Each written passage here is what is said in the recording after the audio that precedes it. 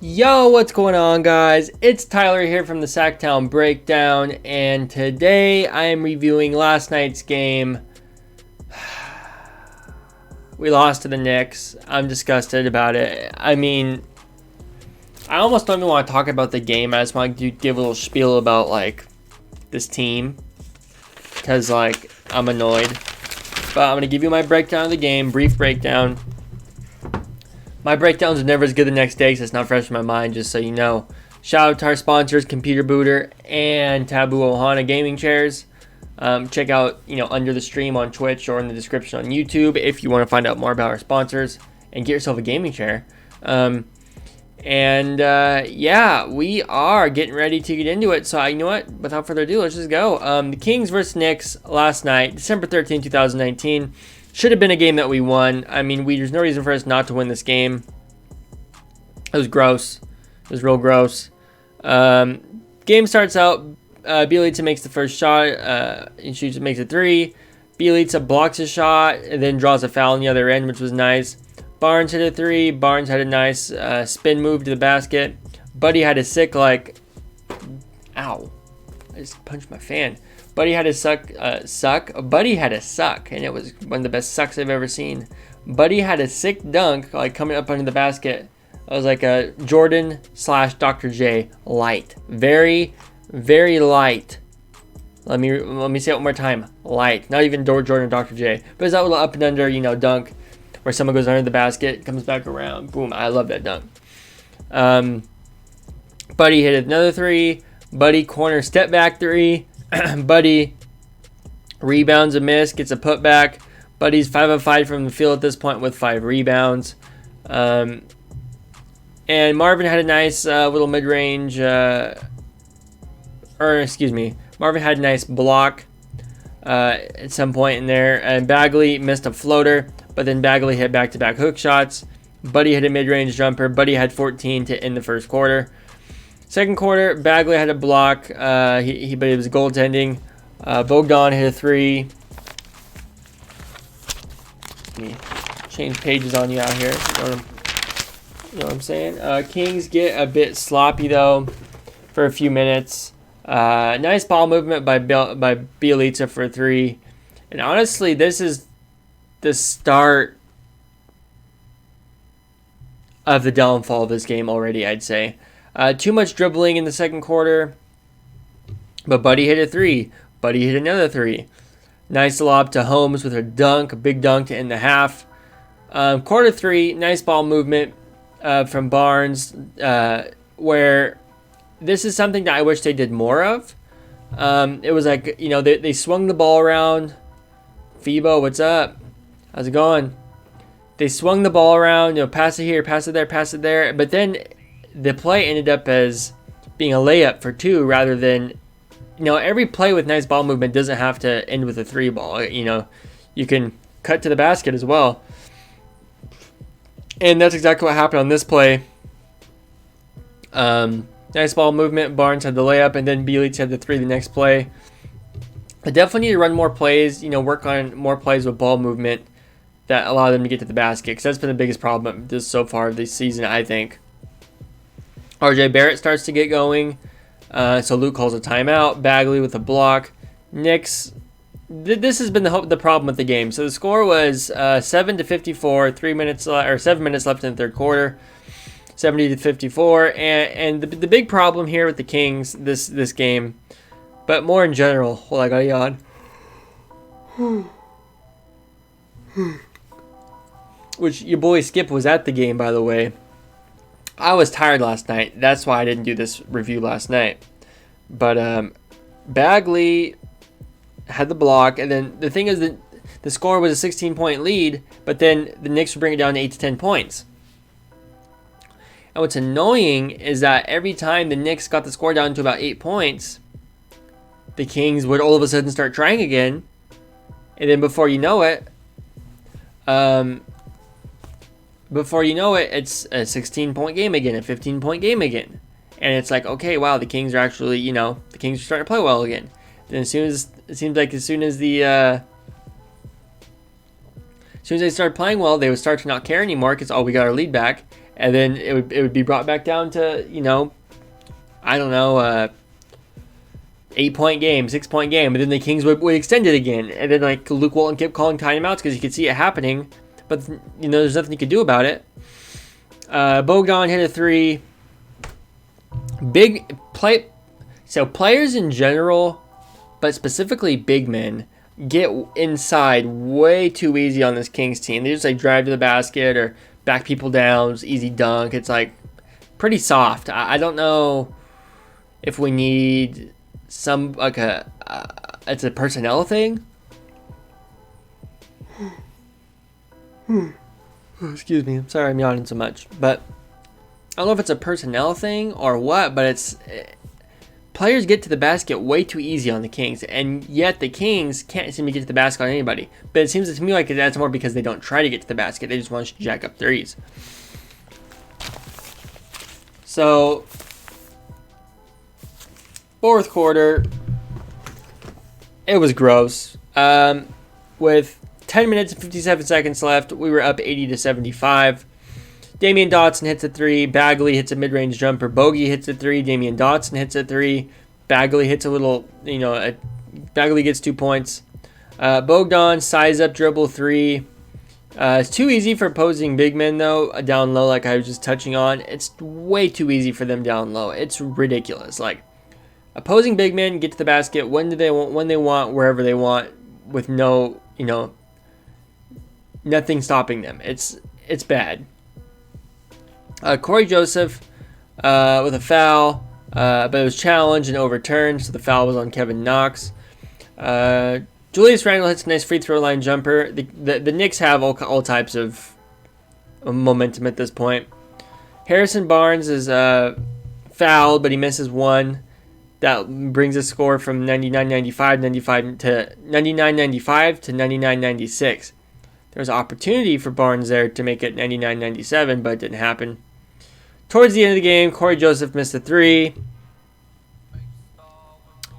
Kings took the L, 103-101. Harrison Barnes hit a 3 at the last second of the game, but that was like useless because we were down by 5. So basically, it was 103-98. But it is what it is.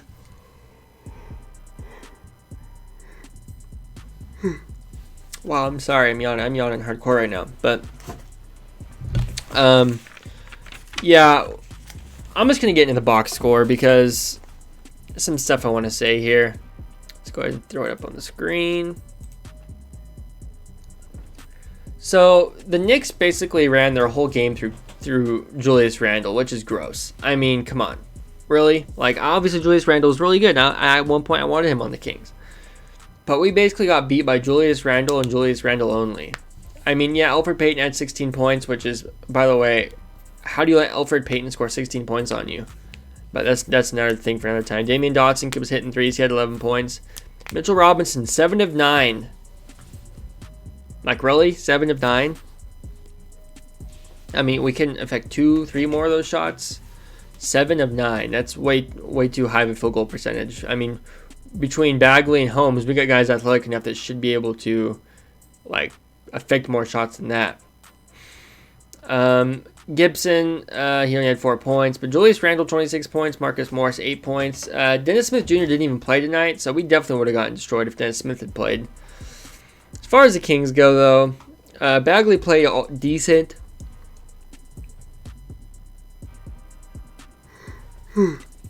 My bad, another yawn. I'm going to go take a nap after this. I am like, I was fine. I sat down. I got super tired. I apologize. Bogdan was 5 of 10, 4 of 5 from 3-point land. Yogi Ferrell, 1 of 3. He didn't play much. Trevor Ariza, 0 of 5 from the field, 0 of 3 from 3, which is really gross. Like I said, Bagley played decent. I got a little bit of Bagley talk I want to do in a minute here, too. But Buddy Hield was the star of the show. He had 34 points, 14 of 23 shooting, 6 of 13 from 3. He had 12 rebounds. A lot of those rebounds aren't really that impressive, though, if you consider, like, some of the rebounds are just like graze off the rim or bounce off the rim and it's like lands right in his hands. It's not like no. There was quite a few rebounds where Buddy like scratched and clawed for them. But I think rebounds are overrated stat in today's game. As far as I'm concerned, assists are too, and that's going to lead me to my Marvin Bagley argument. But let me continue. Corey Joseph, 7 points, 2 assists, 5 rebounds. Harrison Barnes, 18 points, 7 to 14 shooting, 3 of 6 from three-point land. So he just played average Harrison Barnes game. I feel like he could have been a little better as far as like efficiency goes. But, you know, it is what it is. Jacking up a lot of threes this team was doing. It was crazy. Richaun Holmes, 4 points, no blocks, 5 rebounds. Richaun Holmes didn't really affect the game much. But you know what? His minutes are being taken away because of Bagley, and that's part of the problem. Bielitsa, 3 of 9, 3 of 6 from three-point land, 12 points, 7 assists. So, a lot of the loss... A lot of the losses being pointed to, and people pointing at Marvin Bagley, saying he's a black hole, and as soon as he gets the ball, nobody touches it. And I don't see the problem with Marvin Bagley. He's raw. He needs to develop. He's not going to do that by not shooting the ball, by not handling the ball, by not touching the ball. You know, people look at it and they go, oh, well, you know, he should be averaging 8 points and 8 assists and 2 blocks and 2 steals. People get too hung up on the stats. Does he shoot maybe 2 shots a game that he shouldn't? Probably. But you know what? Oh well. He's Marvin Bagley. He's raw. He's extremely talented. I'm sick of seeing people essentially be like, oh, he's a black hole and, you know, he's awkward in the offense. Maybe he's awkward in the offense. He can jump and dunk. So, you know, at the very least, we could have him do that for us. I don't know. It seems to me like people have such a grudge for the Luka thing that they just don't want Bagley to do well. And I was somebody that couldn't stand the fact that we drafted Bagley. I wanted Luka so bad. But I'm fine with Bagley. I like Bagley, I think, more than a lot of people now. And I don't see what the big problem is. To me, Bagley is an ISO scorer. To me, Bagley, it should, at some point, you know, obviously he needs to shoot 3 balls. He needs to have a reliable mid-range game he can trust. He needs to be in the post, banging, brutal, you know, getting inside. And I don't know. It just seems to me like people take things out on Bagley because he's came back. And to me, it's not fair to Marvin Bagley. He's doing the best he can. And to me, Marvin Bagley's been really good on defense this year, which from the limited amount we've seen him play, he's been pretty good defensively. Fibo with a comment here. He said, before I left work yesterday, I was talking to a coworker about betting on the Kings. When we talk about who they're playing against, we both start laughing because we knew this is a setup and the Kings are going to lose to the Knicks. Can't believe it really did happen. And facepalm emoji. Yeah, Fibo, it's brutal. It's definitely is brutal. And you know what? You're 100% right. Good thing you didn't bet on the Knicks or bet on the Kings, because this was totally a trap. It was a trap game. Good thing you didn't fall for it. But yeah, I don't know. Buddy Hield was kind of the Band-Aid for this team. And the thing is, we were blowing the Knicks out the whole game. We should have won this game just based off the fact that we're more talented. We have a lot more talent on the team. And the Kings taking their foot off the gas is the problem. I don't know what they need to do to fix this. You know, you look at teams like the Chicago Bulls from the 90s and the Lakers and you know, the Warriors from recent and the Cavaliers.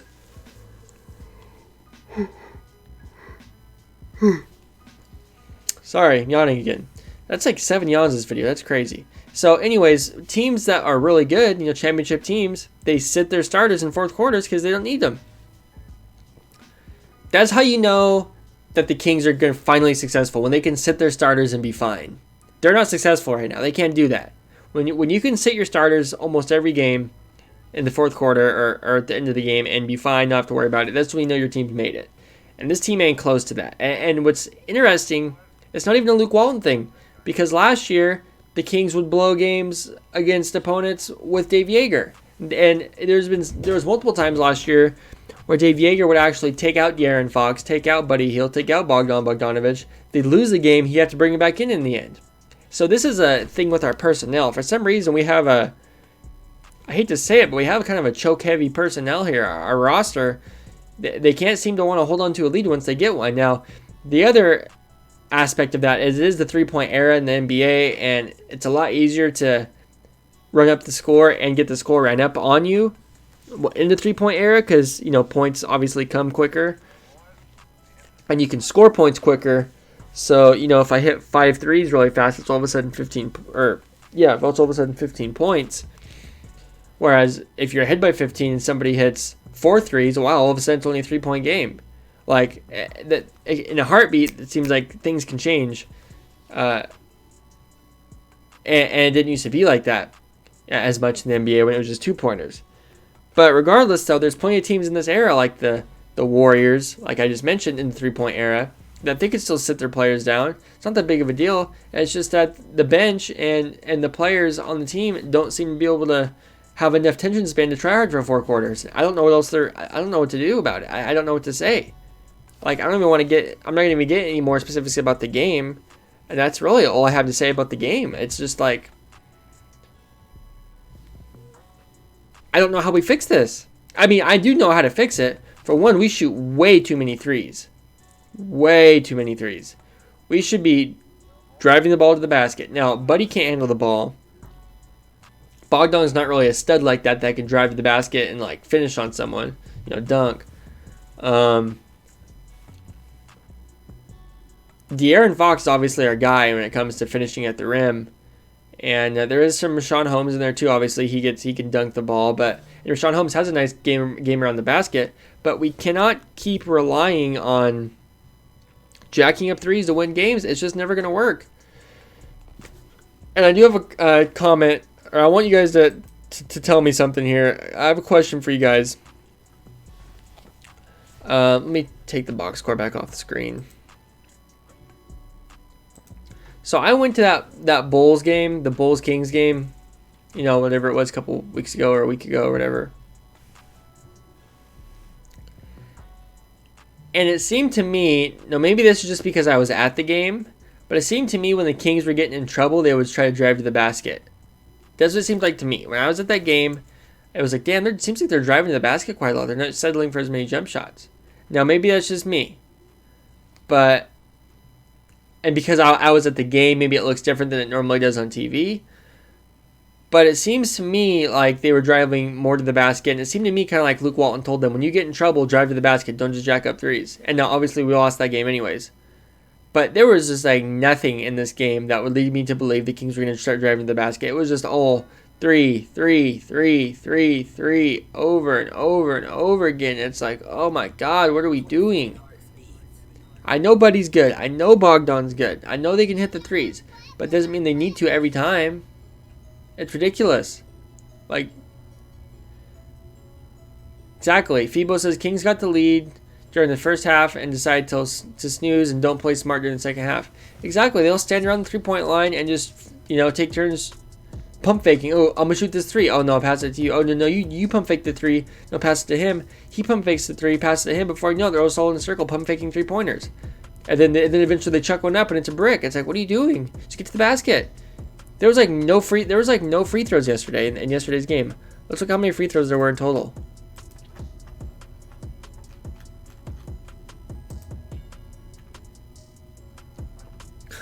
The Knicks shot 10 free throws. The Kings shot 8. So the Knicks and the Kings were combined 12 for 18. James Harden goes like 24 for 24 from the line by himself. Most nights that he goes off. It's all from the free throw line. So you're telling me the Kings could only shoot 8 free throws this whole game? We don't have anybody. Like, Buddy Hield's not good enough ball handler to like get to the basket. He's going to turn it over before he gets there. Bogdan isn't like a banger like that. But, like, we got to do something. Yogi Ferrell can draw fouls. De'Aaron Fox obviously is the man. De'Aaron Fox would be the man that you're looking forward to drive to the basket and get hacked and make his free throws.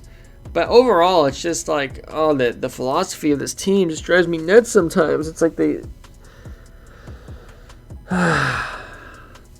it's like they feel like they have to play down to their competition. And I just don't get that. I don't understand why it's that way. But it's very annoying to me. Because the Kings should have beat the Knicks. That should have been a W. They should have won that game easily. But now it's just going to be another game that in March or April when we're in the playoff hunt and we're trying to win every single game. We're like, wow, I wish we would have won that one, and that one like 6 months ago. But we didn't. So, I don't know. Kind of irritated. I'm like out here about to pass out though. I'm tired. I thought I was tired last night. That's why I didn't do this. But man, I'm even more tired getting home from work doing it. So anyways, I think that's going to be it for this one, guys. Might be a little short, but I got my point across. Comment down below if you're on YouTube. Let me know your thoughts on this Kings-Knicks game. It pretty much just irritated me. And yeah, I'll talk to you guys in the next one. Love you guys. You're the best.